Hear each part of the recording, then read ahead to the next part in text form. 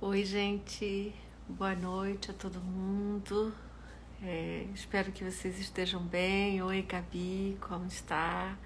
Stephanie, Ana Patrícia, estou aqui esperando a Lili entrar.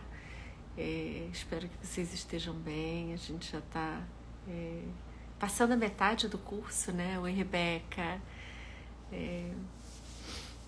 Eu espero que todo mundo esteja bem, com saúde. Está fazendo um reflexo, né? Como se fosse azul nos olhos. Oi, Lili, deixa eu ver onde você tá aqui. Não, ainda não.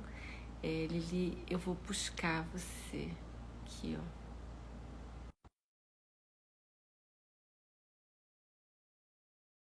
ó. Onde vocês estão? Oi, Lili. Entrei. Tudo bem? Deu certo hoje? Tudo bom? Deu. Tudo bem, e E você? você, Onde como é você que está tá? agora? Muito Em bem. Cochabamba, na Bolívia. Essa, estou em Você casa. tá em casa, Ó, estou né? aqui. Estou em São Paulo. Estou em São Paulo. Boa, fazendo Coisa boa. pesquisa, Débora? Você sabe, a Bolívia tem, se a gente puder um minuto, a Bolívia tem um dos maiores índices de morte materna da América Latina e do Caribe, né? E é pela criminalização do aborto. A terceira causa de morte materna é a criminalização do aborto. E a Bolívia também tem um dos índices mais altos de violência contra as mulheres. E há uma questão do uso do álcool, né? E que isso entrou com muita força entre povos indígenas na região andina, que é muito forte. Então, é isso. São organizações que vão em comunidades muito remotas para oferecer assistência, informação, defesa de direitos, acesso a métodos para essa população. É Entendi. isso. Débora, fica firme aí que se eu mudar uma coisa aqui é porque preciso entrar no meu.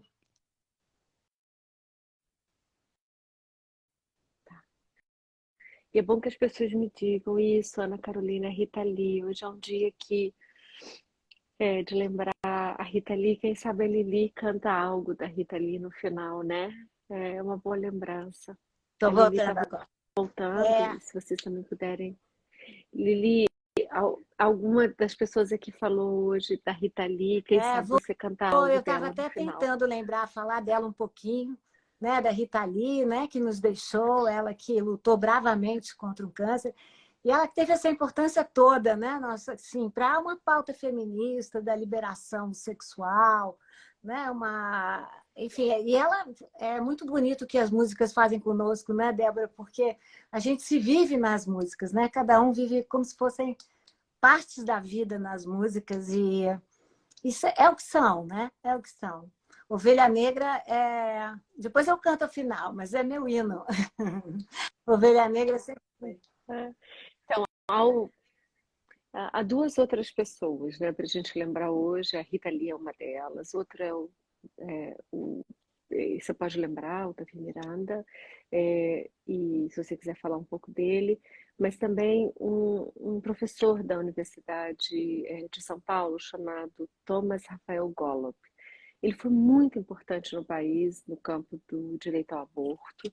Eu sinto muito pela passagem dele ontem, que não viu o país enfrentar essa matéria como deveria. Ele foi um dos precursores no campo médico, na descriminalização do E aborto no acho que Brasil. Davi Miranda, né? Que foi primeiro deputado declaradamente gay, né? E que defendeu bravamente as pautas LGBTQIA+. Na verdade, ele vai na vaga do Jean Willis, né? Que também tem essa pauta, né? Que teve essa defesa tão bem e que é um dos nossos exilados, né? Como Débora também é. Eu vivo aqui cantando para Débora voltar quando puder.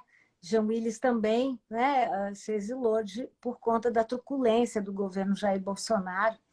E o Davi Miranda o sucedeu aí nessa vaga e fez uma política maravilhosa, né, da defesa dos direitos dessa população. Então, são pessoas muito presentes, né, como disse a Ieda Maria, né, três nomes muito importantes e eu acho que lembrar é viver também, né, Débora? É, é, é. Eu vou começar a gente a tirar os comentários para a gente começar o dia de hoje. Vamos Temos lá, vários Lili, a gente tem recados. Bom, recados, né? a próxima aula, gente, é na próxima quarta-feira, portanto, no dia 17 de maio. Vamos ver como é que vai funcionar, que nós vamos inverter, né? A Débora vai fazer a curiosa perguntadeira e eu vou falar sobre o tema Elas Têm Passado, Escavar o Encoberto, né? Que justamente agora vamos falar de políticas de memória, direito à memória e como as mulheres foram sistematicamente silenciadas, né, na narrativa historiográfica de muitos países, mas vamos falar sobretudo do Brasil, né? E quais são os impactos disso, né? Os impactos para o nosso imaginário, os impactos para políticas, né? Para políticas, para o ativismo, né? Porque uma coisa que Débora e eu temos defendido aqui é que os conceitos não são teóricos, né? A Débora falou muito bem disso na aula passada. Eles têm um impacto muito grande na realidade. Então, vamos inverter e a aula é no dia 17, próxima quarta. Bom, agora a aula de hoje, Elas Fora da Lei, o Castigo, a Prisão e a Loucura, um tema muito forte, um tema muito quente. De novo, vamos falar de várias pesquisas, das pesquisas realizadas pela Débora, pelo grupo com o qual ela trabalha. E queria lembrar vocês que já temos lá as questões para vocês responderem. As questões funcionam como chamada.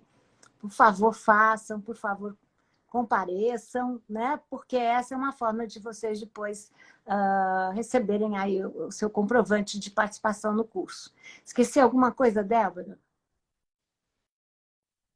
Não, eu acho que está Sim.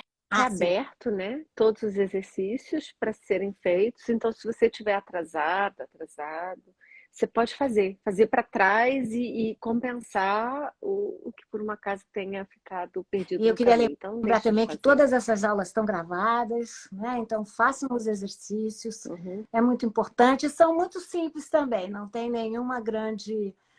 na verdade, são muito complementares e muito importantes para a nossa discussão, né, Débora? Não é? Vamos Sim, sim. lá.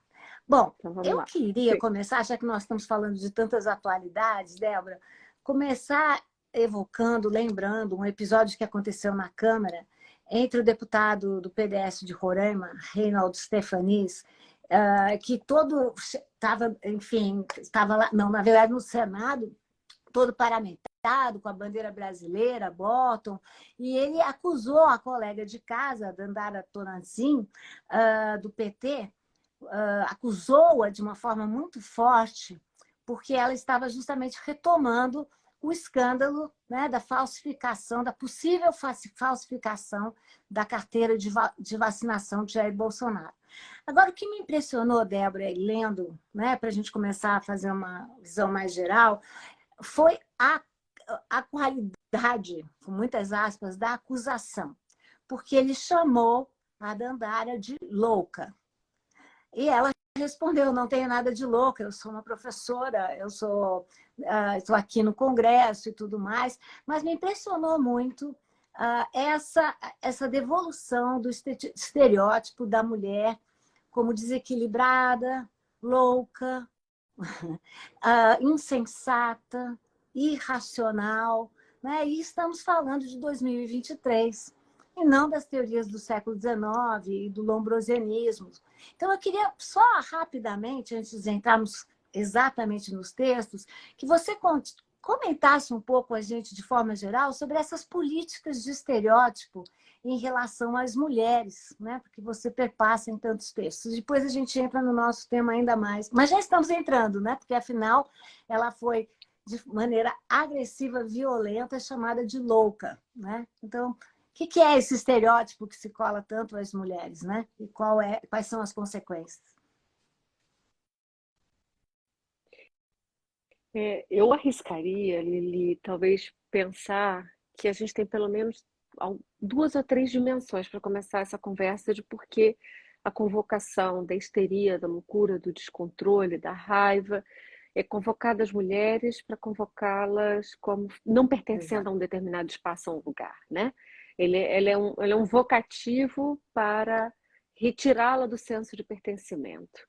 Primeiro, aqui em uma discussão ampla de uma ideia, de um estereótipo de gênero de que a ideia do sujeito racional é um sujeito que controla suas emoções e que se comporta com uma determinada performatividade de si, né? No uso das palavras, no uso da linguagem corporal, inclusive no uso potencial da força. Essa é uma representação de um ideal de masculinidade muito específico, que não é todos os homens, mas muito específico, que é um sujeito liberal, eurocêntrico na sua configuração política. Essa é uma. Nos estereótipos macro de gênero e numa esteira de desqualificação da performatividade das mulheres, qualquer que seja, fora dessa norma, como exagerada, histérica, descontrolada. E a gente vai ouvir isso em várias esferas de poder, ou esferas do vivido onde estão as mulheres. Mas a loucura, essa expressão louca, que é a nossa conversa de hoje, ela é hoje uma categoria política, mas não foi assim usada nesse evento. Então, quando nós falamos o louco, a louca infratora, ela é uma convocação de uma categoria política existencial que se chama na psicanálise ou na psiquiatria pessoas em sofrimento mental, ou pessoas com diagnósticos psiquiátricos. Mas a louca, o louco, é uma convocação política hoje muito importante. Então, aqui é só para mostrar uma ambiguidade dessa categoria, que ela pode ter dois usos, mas que não foi certamente o que ele usou. Mas aí, descendo para o nosso tema de hoje, a loucura que comete um ato fora da lei, e eu não uso o mal feito ou fora da lei como um eufemismo, né? O mal feito é porque uma parte importante das pessoas que vivem nos manicômios judiciários, que são chamados, nos termos estritos da lei no Brasil, Hospital de Custódia e Tratamento Psiquiátrico, é chamado HCTP, ou alas de tratamento psiquiátricos em presídios. Elas são pessoas que cometeram alguma coisa fora da lei na vida e estavam em sofrimento mental. Elas não recebem uma punição, uma pena, uma sentença. Elas recebem uma medida de segurança. A medida de segurança, ela tem um tempo pré-determinado, que são até 3 anos, que é considerado que é para tratamento dessa pessoa. Então, eu não preciso dizer que, e eu insisto em usar a categoria manicômio judiciário, que foi considerado em desuso pelo sistema jurídico brasileiro, porque ele convoca essa fronteira entre políticas de saúde e políticas criminais que jamais poderiam ter se encontrado e se encontram na própria história da psiquiatria do sistema punitivo. Que ele é um dobramento de poder muito poderoso, que é a classificação de alguém como fora da lei pelo cometimento de um crime, de uma violação, e uma classificação de fora da norma, como uma pessoa louca. Então, não há ali sistema mais abandonador, mais desamparador, ou talvez mais perverso, que a nossa imaginação sobre as instituições possa ter criado, do que são os manicômios judiciários. Eles são espaços em que é para se imaginar que aquilo é uma roda de abandono, que uma vez entrou, não se sabe quando se sai. O Brasil não tem, eu estou me estendendo, mas eu prometo que encerro, o Brasil não tem prisão perpétua. Mas ela tem no vivido prisões perpétuas, que são pessoas que não sabem quando vão sair. 3 anos, mais renovação do laudo, mais renovação do laudo. E são pessoas sem lugar no mundo, porque elas são pessoas. Quem é o perfil? São pessoas pretas e pardas, são pessoas pobres, são pessoas com pouca escolaridade formal. Então, aqui a minha pergunta de volta sobre tudo que nós conversamos até hoje é por que não há loucos infratores brancos? Por que não há loucos infratores com alta escolaridade? É claro que esse universo da margem da lei do sofrimento mental pode haver para qualquer pessoa. Só que a ausência de tratamento, é o desamparo do cuidado, é a vida já marginalizada e fora da escola, que vai atravessar algumas vidas e não todas. E o manicômio judiciário passa a ser uma dessas instituições de confinamento do abandono. Você sabe que eu estou estudando agora uma revolta no manicômio, lá no Rio de Janeiro, em 1917, e todos os envolvidos eram negros, e todos os envolvidos tinham fichas, eles trafegavam entre a prisão e o manicômio e a prisão. ou seja, a fronteira entre as duas instituições eram muito borradas. Então, eu queria voltar ao conceito que você utiliza muito, que é um conceito do Michel Foucault, que é do arquipélago primitivo, não é isso? Que é essa ideia que une instituições totais, né, como as cadeias, os manicômios, os reformatórios, e atualmente a denominação Cracolândia, por exemplo, né? Ou seja, para lidar com um lugar, nos seus termos, né, tão fortes e tão bonitos, que faz parte dessa roda do abandono da sociedade. Então, para a gente, antes da gente falar em separado sobre essas instituições, eu gostaria que você definisse um pouquinho para a gente eu já falei um pouco, mas você pode explorar mais, né, o que há de comum entre essas instituições e como é que elas atuam particularmente, incidem particularmente no corpo das mulheres. É como se houvesse, Lili, esse é um arquipélago punitivo, né? Em que em algum momento da vida esses corpos vão circular entre elas. Então, eu começo contando para você um exemplo. Quando eu fui para o presídio feminino do Distrito Federal, que é conhecido como Colmeia, nós fizemos um censo na população carcerária. E nós encontramos que as mulheres que estavam em regime fechado, que é o regime de maior punição, uma em cada 4 delas tinha vindo de unidades socioeducativas de educação em regime de internação. As unidades socioeducativas, elas têm diferentes aparições de atravessamento para as meninas, né? O regime de internação é o mais gravoso. É aquele em que ela vai ficar em um reformatório, em uma instituição total, que deveria ser como uma escola, uma assistência, mas não é. Ela é uma cela e ela vive, como ela chama, num barraco, em que ela vai ter algumas horas de banho de sol por dia. Se uma em cada 4 tinha vindo dessas instituições, era como se quase todas elas que tinham passado por ali terminassem no presídio. Então eu saio do presídio e vou para as unidades socioeducativas, as de internação, eu não estou falando de meio aberto, as de internação, as que elas recebem uma medida de internação e passam de 1 a 3 anos. E ali você encontra meninas de 12, 14, 15, meninas que vão menstruar pela primeira vez naqueles locais. Eu sei que é muito difícil falar dessa população sem que as pessoas me escutem dizendo que eu estou romantizando quem roubou, que possa ter cometido crimes muito gravosos contra a vida. Não é nenhum romantismo. É uma pergunta sobre todas nós. Se nós não cuidarmos uma das outras e dessa população, essa população volta. Então, se as pessoas não conseguem pensar os direitos da população carcerária por um princípio de cultura e de defesa de direitos humanos, que pense por perigo mútuo. Não cuidar dessa população é descuidar de nós. E essas meninas passam de 1 a 3 anos em uma idade decisiva da vida, de aproximação à escola, de aproximação de outros sentidos da vida, que não da economia familiar do tráfico, que é isso que tem muitas vezes, conhecendo mais ainda o crime. Então, quando elas saem dali, Lili, elas têm 2 destinos. E isso é uma frase da cadeia, né? Elas conhecem o cemitério ou a cadeia de verdade. Então, elas já chegam preparadas para a cadeia de verdade. Então, esse arquipélago punitivo, ele sai dessas... o conselho tutelar, a escola que não olhou para essas meninas, elas vão para a rua, elas caem no sistema, já ainda na adolescência, saem da adolescência, voltam para a rua e da rua caem no sistema penitenciário.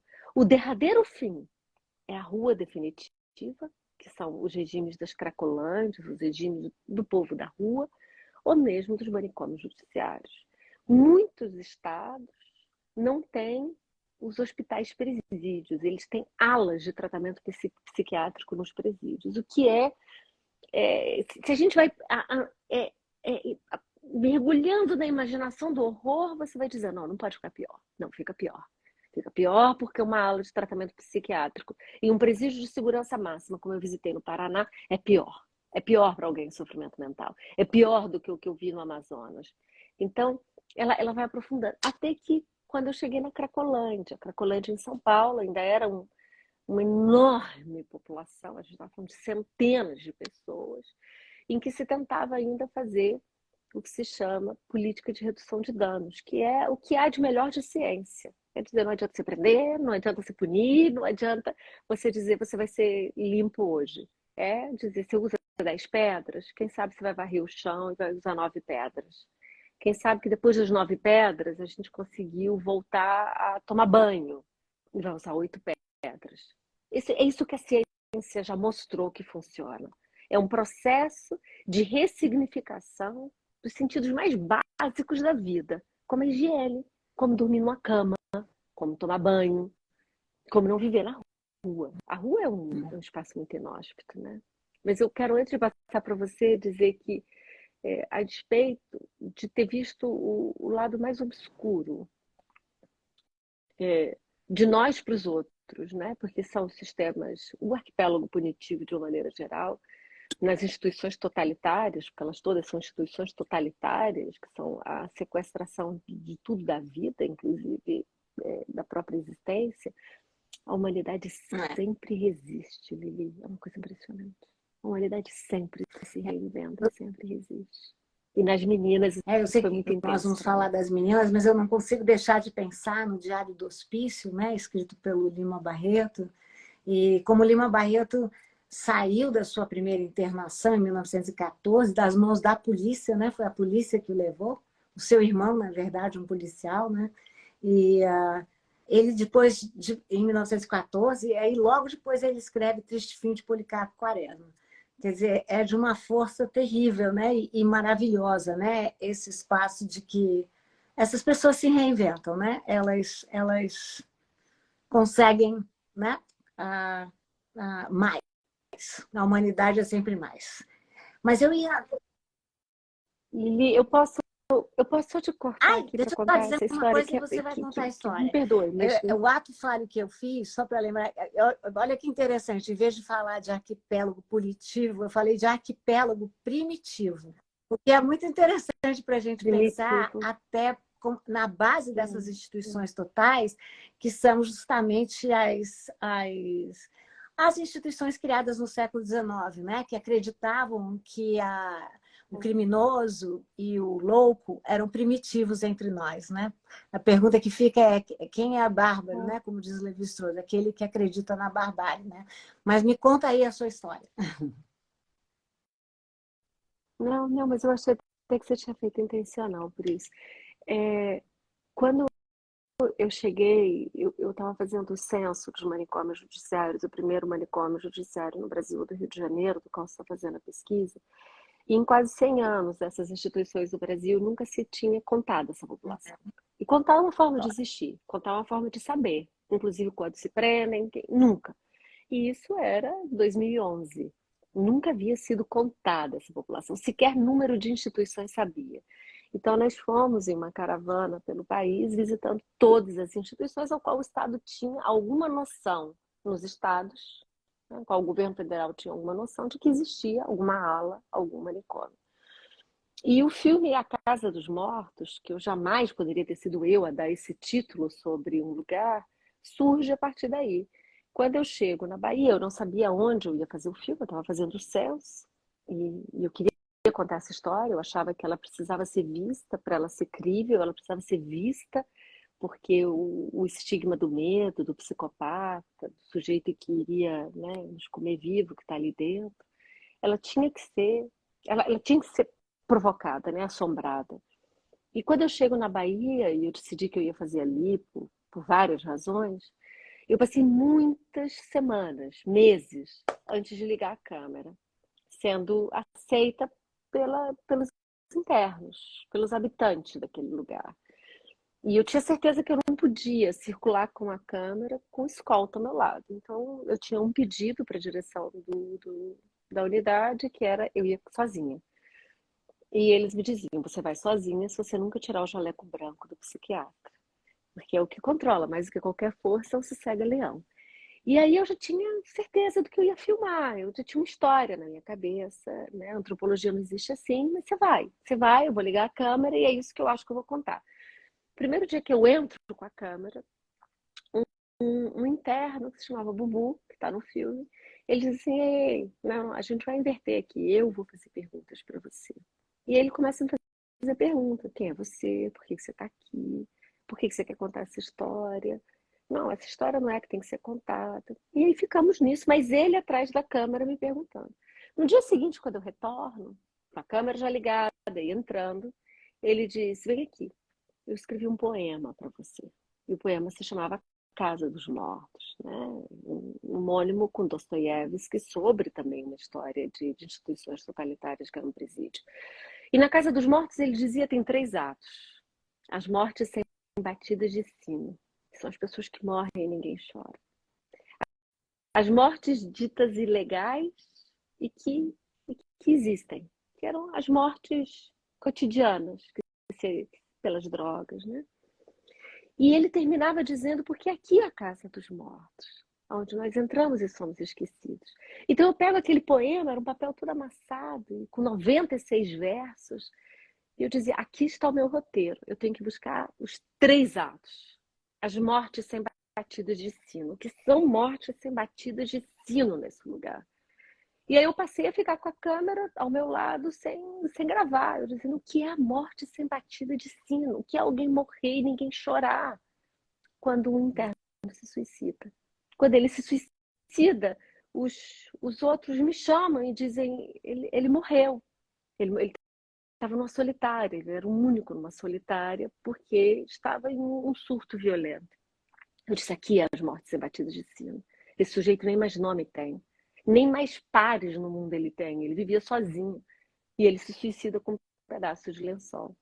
Então eu começo a dizer qual é o segundo ato, aonde ele está aqui. Ele começa a surgir. Então, eu conto essa história comprida, Lili, é porque foi da escuta dos próprios pensadores daquele lugar que a Casa dos Mortos sai e o título vem dele. Que é isso, era um processo reflexivo e criativo sobre aquele Muito lugar. lindo. Bom, é difícil até continuar, né? Mas vamos falar um pouco. Então, vamos dar continuidade ao que você chamou a atenção. Eu queria que você falasse, então, um pouco sobre as tuas estratégias metodológicas, não é?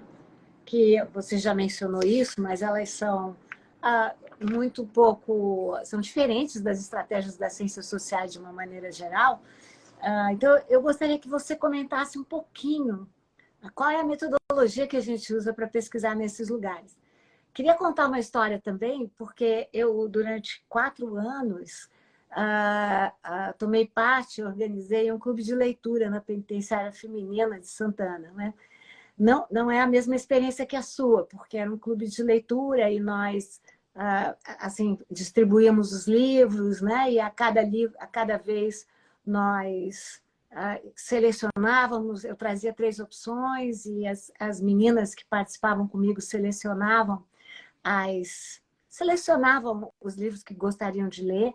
E era muito bonita a ideia de que lá eu não era uma professora. Eles tampouco sabiam que eu era uma professora, porque essas apresentações, no meu caso, não existiam, né? Mas eu era alguém que ouvia e escutava, né? Como é que elas traziam essas histórias e como é que elas reliam essas histórias. Então, esse é um processo muito bonito, não é? Ou seja, quando você não vem impondo a sua metodologia e a história que você carrega, mas está lá também para construir conjuntamente, porque é uma forma de sair da roda do abandono, né? É uma forma de pesquisar concluindo, né? Mas, enfim, falei muito, agora é você. Conta um pouco da sua metodologia. Não, eu vou pegar o mesmo gancho que você, como os livros operaram como uma forma de encontro. Na, na unidade socioeducativa de meninas, eu nunca tinha feito pesquisa com adolescentes, com meninas muito jovens, que é outra realidade, né? E eu pagava um plantão. Eu ficava 24 horas a cada 72 horas na unidade. Então, eu tinha tomado uma decisão que eu ia me vestir da cor da repressão, que elas iam, eu não ia ser confundida com quem ia ali para rezar ou quem ia ali para oferecer perdão. Eu queria que elas me olhassem com a suspeição de quem punia. Então, eu me vesti de preto. E os primeiros 2 a 3 meses eu entrava nos pavilhões com as, com as agentes e ia me apresentando, eu queria que elas me conhecessem. Eu não queria ficar com a gente. isso não era possível, né? E se aquilo não fosse possível, de eu ter segurança que era determinada pelas meninas e por mim, eu não ia poder fazer pesquisa. Então eu ia, ficava por ali, acompanhava o banho de sol, passeava pelos meninos, nunca podia deixar de conviver com os meninos, porque numa fuga eles tinham que me conhecer, era uma unidade muito grande. Até que um dia a xerifa, que é quem manda na ala, ela me disse: o que você está lendo? E eu estava dando aula de métodos naquele dia, tinha que dar uma aula de métodos, era uma coisa super chata. E eu inventei qualquer coisa. Ela disse assim: traz para eu ler. E eu comecei a levar livros. E elas circulavam os livros entre um plantão e outro, 72 horas. Só que elas diziam: a gente quer escrever, a gente quer te escrever cartas. E na cadeia não dá para entrar caneta, né? Que caneta é objeto perfurante, matante, sei lá o que se dizia, e só podia ter caneta no banho de sol. E aí eu descobri, eu vou tentar localizar uma dessas canetas para a próxima vez, que na cadeia em São Francisco, nos Estados Unidos, tinha sido inventado uma caneta que era imagina um plástico que dobra. Então ela não perfurava ninguém. Então eu compro essas canetas, a segurança pública me autoriza a entrar, a juíza me autoriza. Então todas as meninas passam a ter canetas e passam a ter papéis. Elas passam a me escrever cartas, Lili. Então quando eu chegava recolhendo carta, mas eu tinha que responder. E eu chegava respondendo as minhas cartas. Então elas começaram a sair das celas, dos barracos. Nós passamos a conviver. E aí algumas começaram a me dizer assim: você é professora da UNB, né? Eu disse: sou. Mas eu quero ser sua pesquisadora na UNB, eu estou escrevendo para você. Então, até onde nós sabemos, as primeiras pesquisadoras de iniciação científica da história do CNPq vieram daí. Foram duas meninas que entraram no sistema como pesquisadoras na Faculdade de Direito. Então, nunca me aconteceu nada. Eu nunca vivi nenhuma situação de risco. Eu não estou dizendo que não exista risco, entenda, Lili. Mas era isso, eu dormia na unidade. A cada 72 horas eu passava 24. Então eu dormia, eu comia, eu estava com elas. Então é um processo de cultivo extenso e de teste e reteste permanente sobre que lado eu estava naquele encontro. Débora, eu tenho duas perguntas, né? Duas curiosidades, não sei qual a gente faz antes.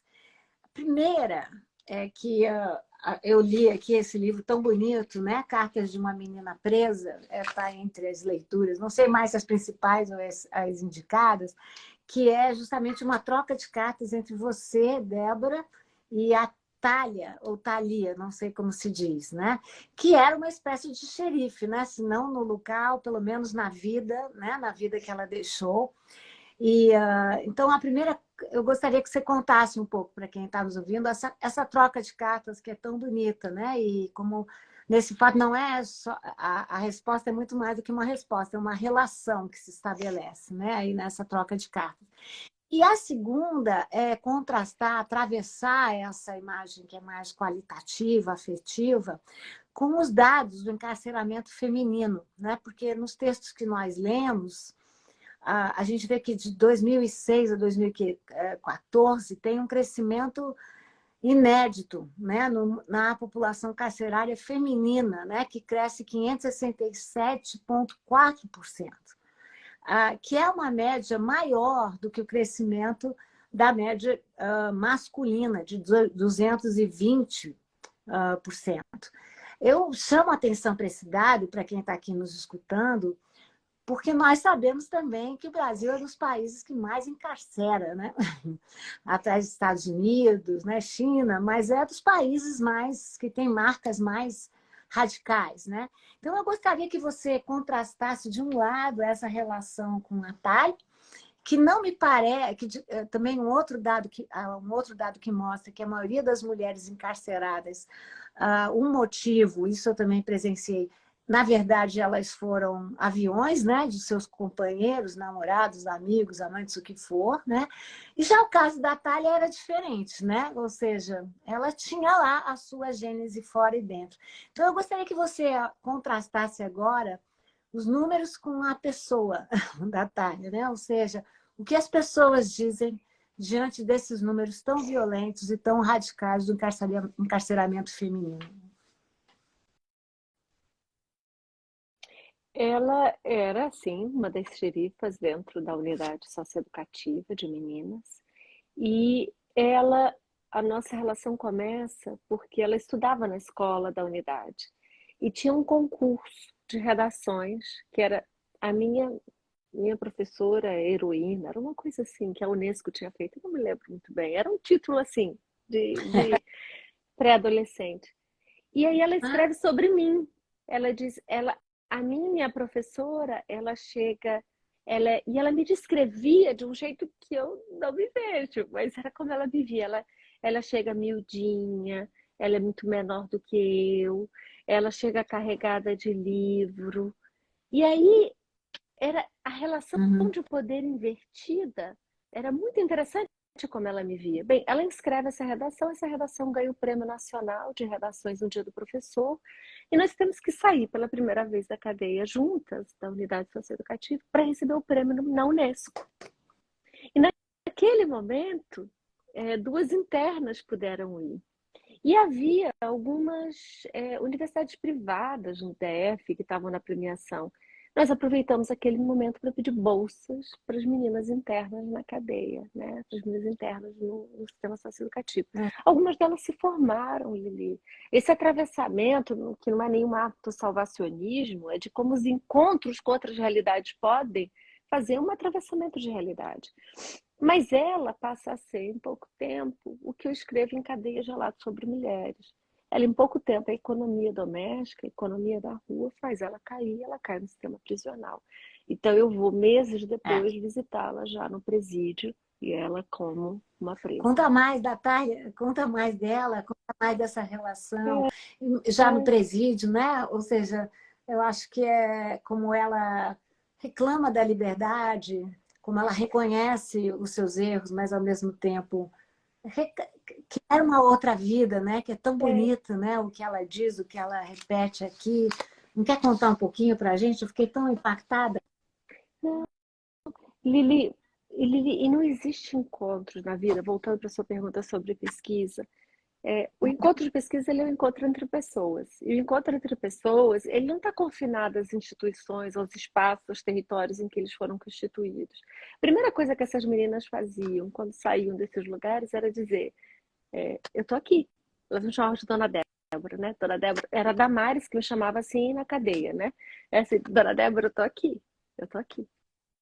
Então, algumas delas trabalham comigo até hoje, né? Conseguiram se formar, estão tentando fazer mestrado. É, essa foi uma experiência que mostra, trabalho na ANIS, que mostra que nós não somos só um fragmento que essas instituições querem fazer como se fosse a totalidade da biografia. Nós podemos ser outras coisas, mas é preciso muito esforço, Lili, uma rede de resgate gigantesco, que não era eu. Foram algumas, dezenas de mulheres para se encontrar, para dizer, é possível uma outra vida fora daqui. E ela era, como ainda é, uma liderança natural, mas as forças são muito maiores do que as forças fora desse Olha, tem sistema. tantas coisas, eu vou cortar aqui, mas eu não posso deixar de ler uma frase da Thalia. Thalia ou Thalia? Thalia? Ela que Thalia. inventou, acho que é Que ela Taíla. diz: eu tenho muitas cicatrizes pelo corpo. Cada uma delas tem uma história. Tenho cicatrizes de atropelamento, de infância, quando andava de bicicleta, de briga, de queda, de queimadura, de machucado, de cinza de cigarro, de arranhão e de cortes. Todas me trazem lembranças ruins. Com o passar do tempo, elas vão ficando mais claras, algumas até somem, mas é bem difícil esconder. Tão bonita essa metáfora, né, da cicatriz, do que sobe e do que a gente não pode esconder, né? E eu queria juntar mais um tema, que é um tema que encadeia, a gente não falou ainda dos reformatórios, ou manicômios, né?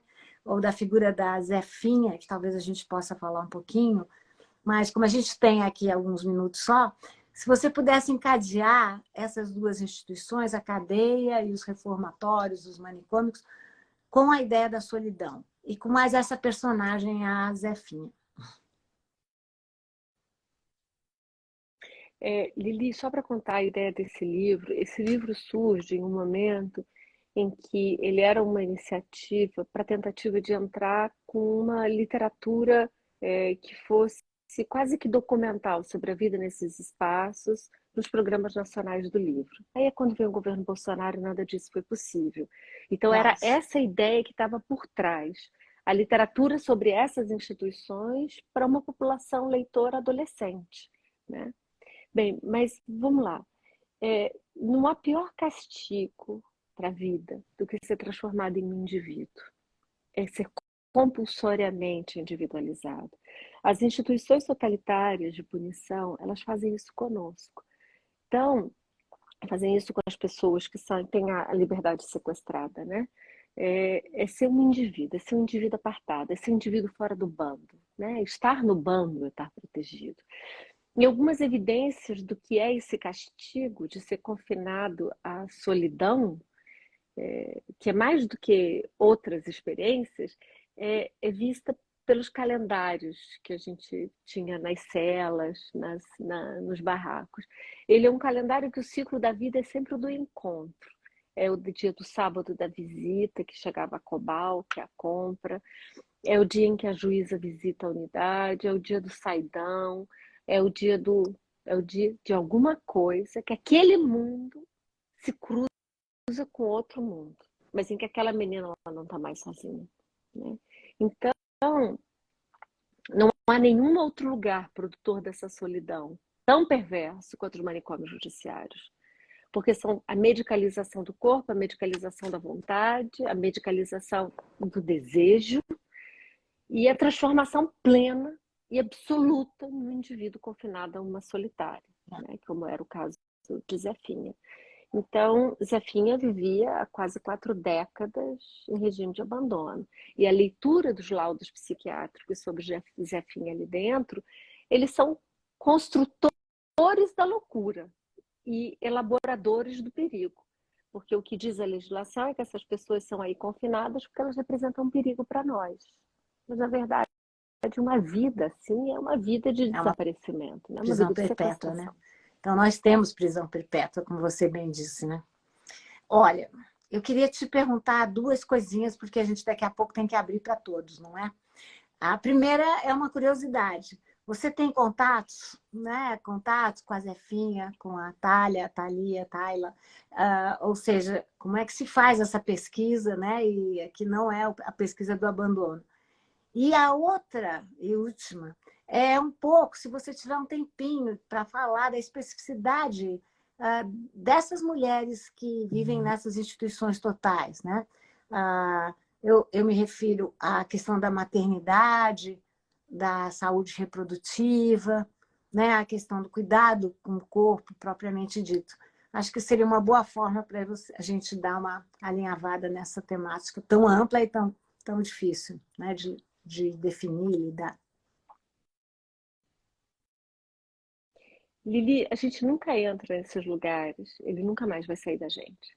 Ele não sai da gente pelas relações, ele não sai da gente pelo próprio corpo. E eu vou contar uma história que eu nunca contei, mas que eu acho que é importante para desestigmatizar a vida, né? Depois de muitos anos fazendo pesquisa aí, eu tive diagnóstico de tuberculose latente, que era da vida nos presídios. Ele não sai de dentro da gente.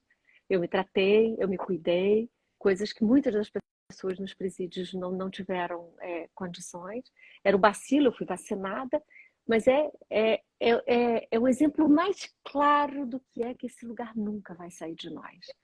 Na primeira vez em que eu fui ao médico, eu fui ao médico nos Estados Unidos, e era para fins migratórios, e o cara me dizia assim: é impossível você ter o bacilo. Eu dizia: perfeitamente possível por onde eu vivi. Ter vivido anos em presídios, anos em manicômios, anos na Cracolândia. É perfeitamente possível.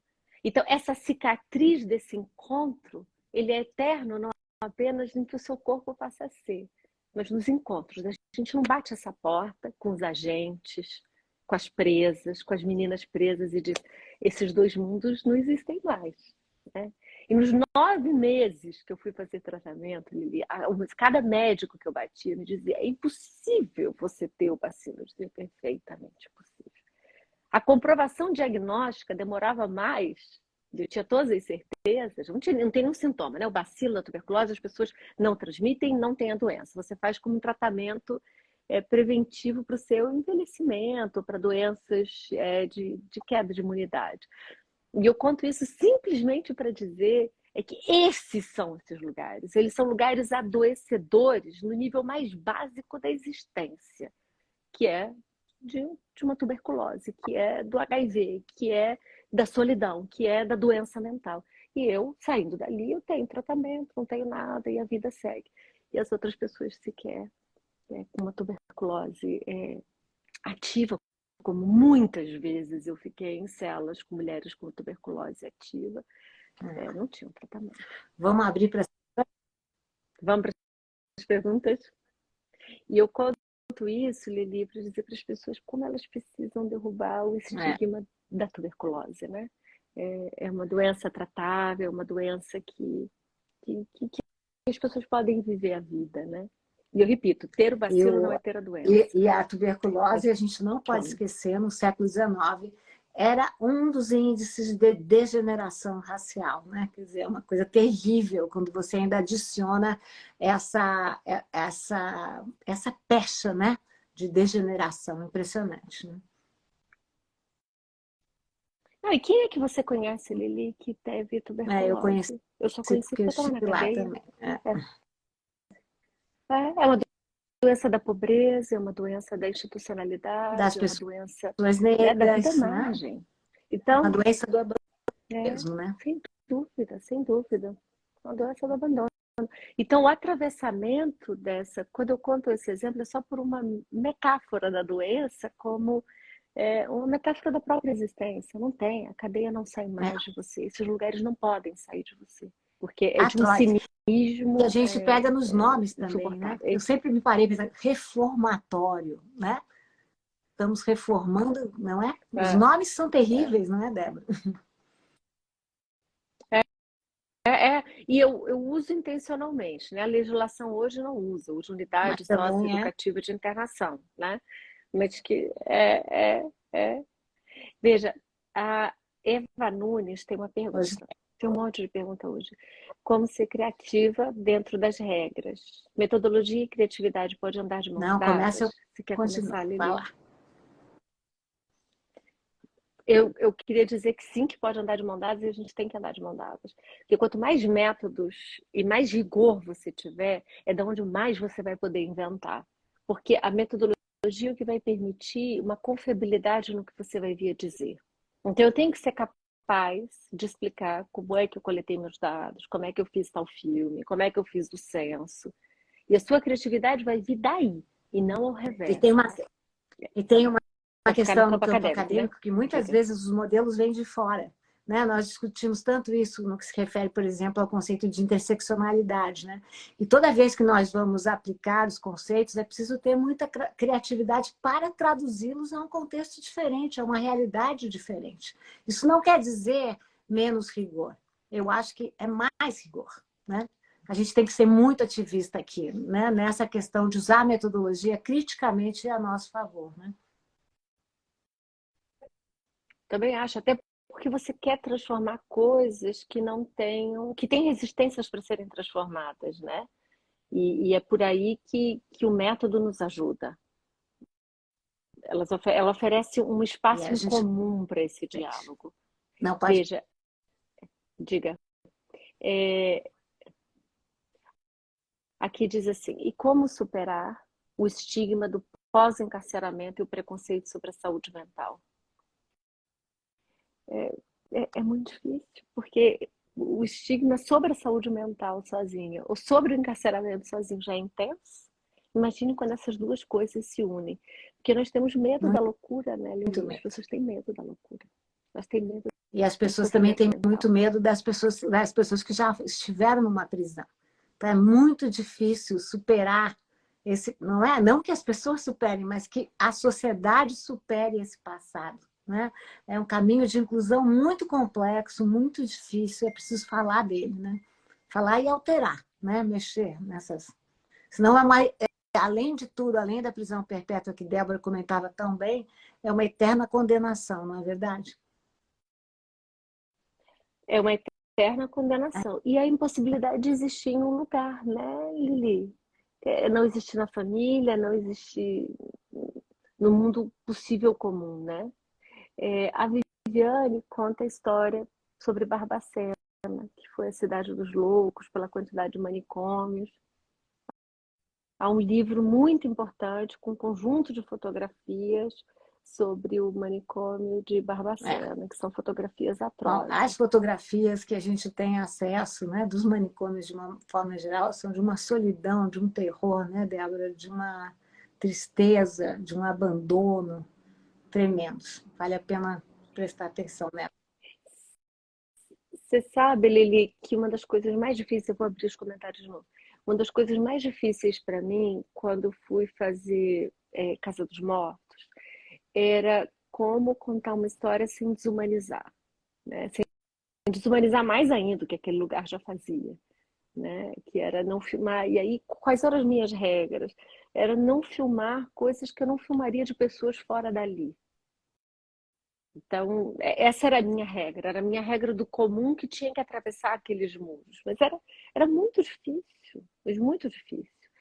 Então, desde não filmar pessoas em situações humilhantes, não filmá-las em Sim, situações de intensa fragilidade, buscar o consentimento de todos os internos depois das filmagens, o filme pronto, ter deles a aprovação sobre a narrativa.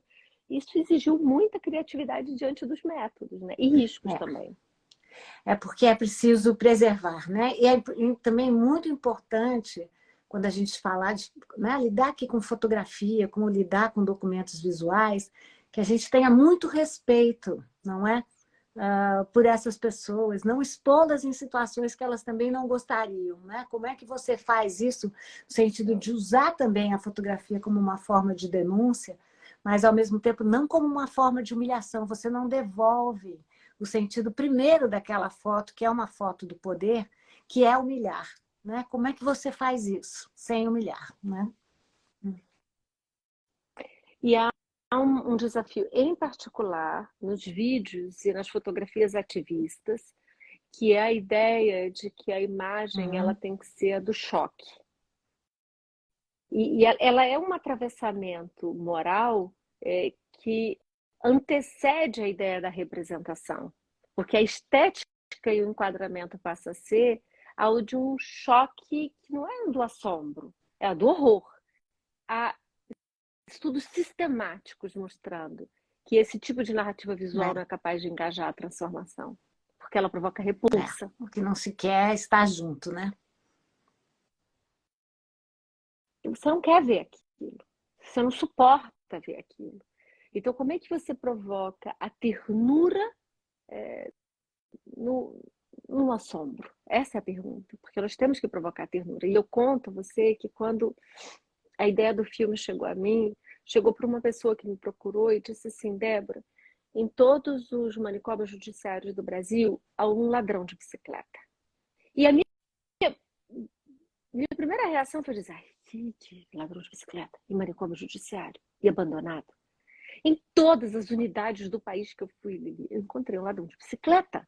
A Casa dos Mortos, o último personagem, era um ladrão de bicicleta que estava ali há 2 décadas. Ele pegou uma bicicleta, jogou uma pedra na cabeça de um e estava ali. Só que para chegar nele, eu tive que pedir 20 minutos de licença para minha audiência.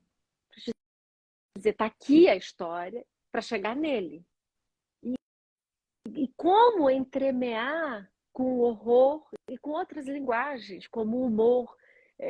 Ter a narrativa de um suicídio é uma narrativa de horror. Né? Mas como ter o humor naquele momento? Foram linguagens muito difíceis e eram linguagens aliêmicas daquele espaço, como a música que atravessava. Eu conto a última coisa. Algumas músicas, era o Manicômio da Bahia, onde eu fiz o filme, e muitos dos internos cantavam. E eu tinha que pedir autorização ou das gravadoras ou dos artistas para que a música aparecesse, mesmo com eles cantando.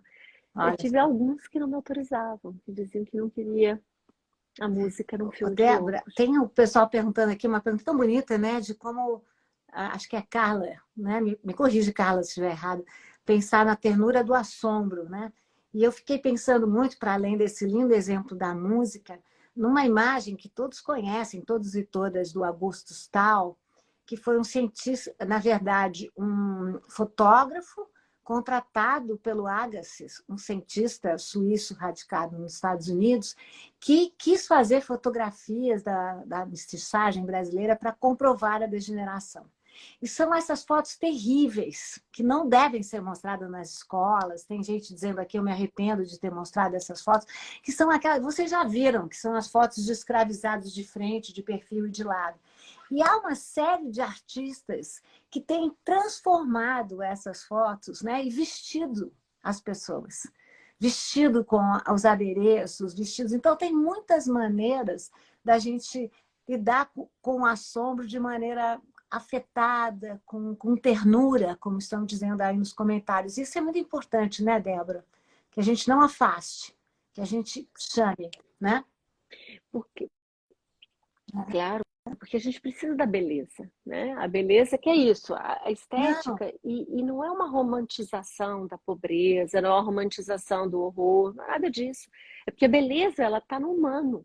Então, a aproximação do humano, se ela não for com um gesto ético da beleza, do cuidado, da ternura, ele é um gesto de desumanização, né? Então, trabalhar com essas populações, e na Cracolândia, eu vou falar disso em um minuto, quando não houve nenhum lugar tão desafiante para ligar uma câmera contra a Cracolândia, nenhum, Lili, nada foi igual aquilo ali. E eu não sabia, fora todos os desafios de autorização, porque as autorizações não são dadas por nenhuma institucionalidade do possível, né? Dado pelo próprio regime de sobrevivência daquela rua, por quem manda na rua, né? E eu não sabia por onde eu ligaria a câmera no território. Eu sabia que história eu ia contar. Quando eu vi uma cena, quando as criancinhas passavam pela rua, as pessoas gritavam, olha o anjo, e elas escondiam o cachimbo. Eu dizia, aqui, é esse momento. Isso é a humanidade resistindo. Então, toda criança que passa, se dizia, ó o anjo, e as pessoas escondiam o cachimbo onde podia. Eu falei, essa cena que eu vou filmar. é. Só essa aqui dentro. O momento em que esse povo diz, não é isso, não é isso que a gente quer. A gente quer uma outra coisa, e aqui Essas escolhas é a prova de éticas como são queremos. fundamentais. E a humanidade sabe, quem nos lê, quem nos assiste, julga É. conosco, né? A gente não julga sozinho. Mas, Lili, tá preparada para a partir da semana que vem eu fazer Super, perguntas? super. Né? Vamos agora inverter um pouquinho, né? Vamos falar. Eu adoraria falar com imagens, mas vou tentar descrever as imagens e vamos contar essas histórias maravilhosas de também pessoas que de alguma forma foram abandonadas pela nossa memória, né, Débora? E a gente pode fazer uma derradeira homenagem, derradeira não, porque nunca há derradeira homenagem à Rita Tá. Lee, né? Lembrando de Ovelha Negra, não é? Vamos lá, Débora, você não canta, né? É só para lembrar, que é Não. bom para nós duas, né? Que eu sempre cantei como se fosse um hino da nossa geração, né? Que canta mais ou menos assim. Levava uma vida sossegada, gostava de sombra e água fresca. Meu Deus, quanto tempo eu passei sem saber. A gente deixa sem saber por enquanto, né? Gente, até semana que vem. A próxima encontra quarta-feira que vem, ou seja, não tem 2 semanas de intervalo. E eu vou fazer perguntas para a Lili. Quem quiser me mandar perguntas no inbox, eu vou adorar. Gente, não Um beijo, esqueçam de Lili. fazer os exercícios. São muito fáceis. E Com assim todo mundo certeza. tem presença, tá bom? Boa Um noite, beijo. gente. Um beijo Boa noite. grande. Tchau.